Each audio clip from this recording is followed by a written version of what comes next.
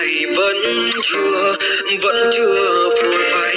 Chẳng thể mong em sẽ dừng bước, chỉ muốn em sẽ đến lúc biết được rằng anh vẫn còn yêu em rất nhiều.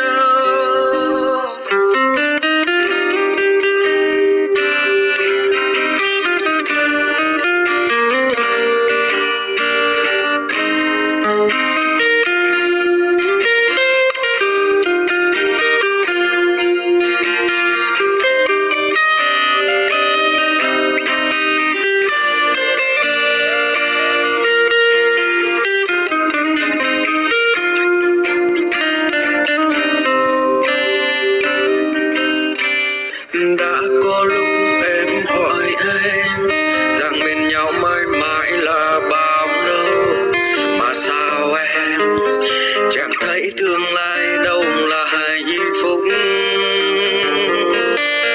Đã có lúc anh từng nghĩ đến những ngày của sau đây, cuộc đôi ta sẽ chẳng còn xa những tháng ngày.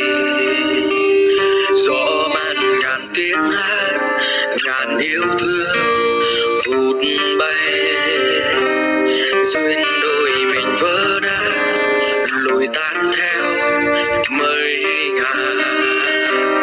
Vì cơn mưa rơi mau chiều nay làm nhòe hết yêu thương em bao ngày. Vì anh chẳng thể nói lên tiếng yêu này vẫn chưa phôi phai. Chẳng thể mong em sẽ dừng bước, chỉ muốn em sẽ đến lúc biết được rằng anh vẫn còn yêu em rất nhiều.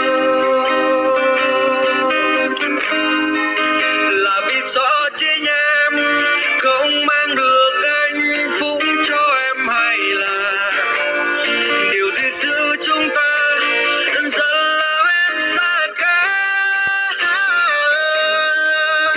Mãi mãi sẽ là bao lâu, hay là lời hứa lúc còn năm sau.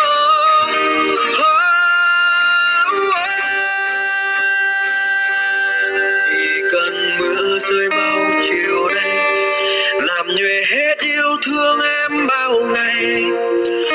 Vì anh chẳng thể nói lên tiếng yêu này vẫn chưa phôi phai.